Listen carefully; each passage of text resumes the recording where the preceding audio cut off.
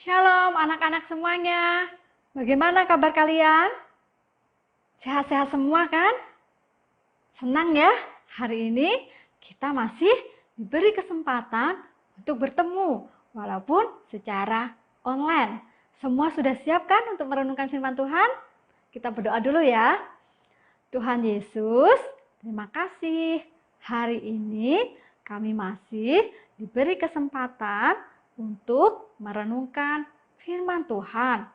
Tuhan berkati firman Tuhan hari ini. Dalam nama Tuhan Yesus kami sudah berdoa. Amin.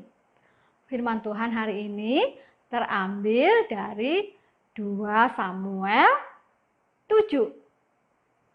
Anak-anak boleh membaca semua ayatnya ya. Dari ayat yang pertama sampai ayatnya yang ke-17.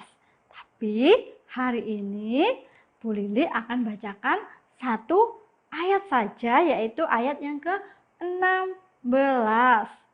Firman Tuhan hari ini berjudul Allah berjanji pada Daud.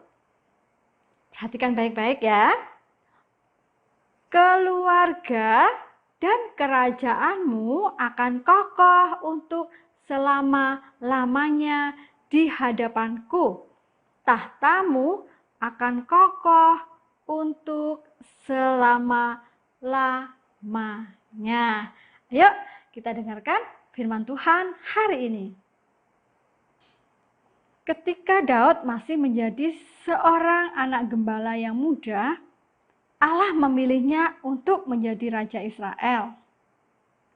Samuel, nabi Israel, mengambil tabung tanduk berisi minyak dan mengurapi Daud di depan keluarganya, dan sejak saat itu roh Allah menyertai Daud.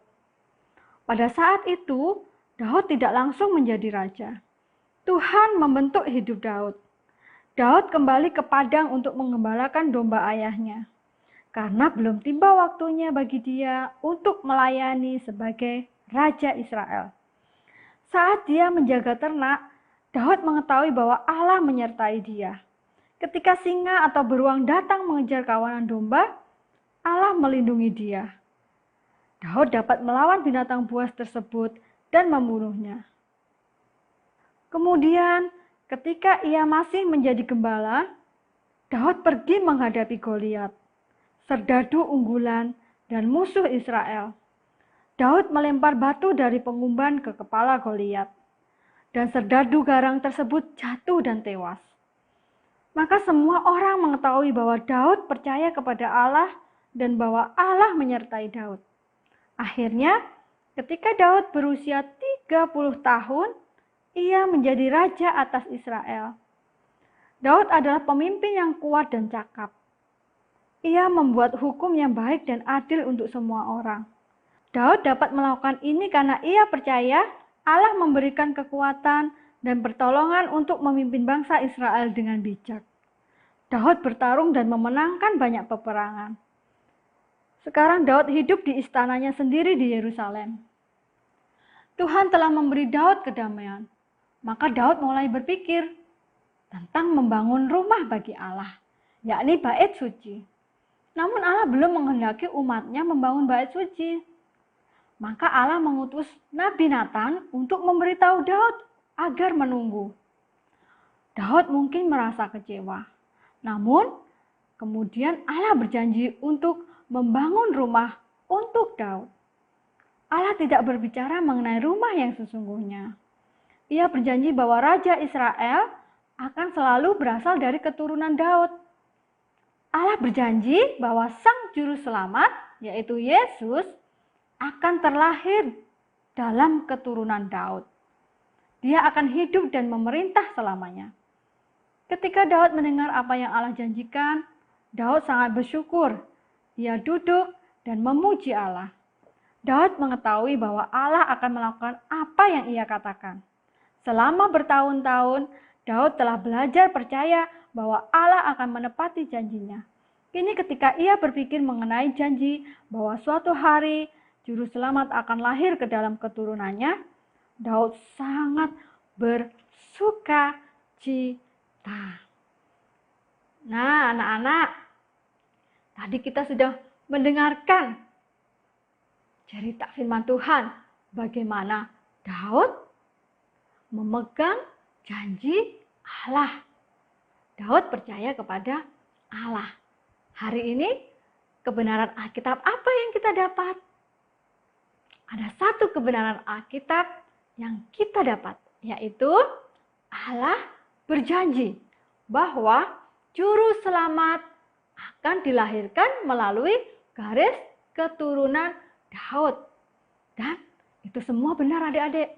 Tuhan menggenapinya, yaitu Yesus Kristus. Yesus, juru selamat kita, lahir dari keturunan Daud. Nah, hari ini apa yang dapat kita pelajarin melalui firman Tuhan hari ini? Yaitu satu, ketika Tuhan Allah berjanji, Tuhan selalu menepati. Itu yang harus kita pegang. Tuhan selalu menepati janji-janjinya. Tuhan tidak pernah ingkar janji. Oleh karena itu, hari ini Bu Lili mengajak kita semua untuk selalu bersyukur karena kita punya Allah yang selalu menepati janjinya. Karena itu, karena kita punya Allah yang selalu menepati janjinya, kita pun juga harus selalu menepati janji kita. Kalau kita berjanji, kita harus menepati. Kita nggak boleh mengingkari. Makanya kita jangan asal berjanji, sembarangan berjanji. Tapi kalau kita sudah berjanji, kita harus menepati. Hari ini Ibu Li ingin anak-anak berjanji dalam hati. Hanya Tuhan dan anak-anak sendiri yang tahu. Yaitu anak-anak akan selalu percaya dan memegang janji Allah. Mari kita berdoa. Tuhan Yesus, terima kasih. Karena Allah yang kami sembah adalah Allah yang selalu menepati janjinya. Terima kasih Tuhan untuk setiap janji-janjimu kepada kami. Dan terima kasih Engkau telah menepatinya. Kami sangat bersyukur punya Allah seperti Engkau. Ajar kami saat kami berjanji, kami juga harus menepati janji itu. Terima kasih Tuhan Yesus. Dalam nama Tuhan Yesus kami sudah berdoa. Amin. Sampai jumpa. Sampai ketemu lagi. Tuhan Yesus memberkati kita semua.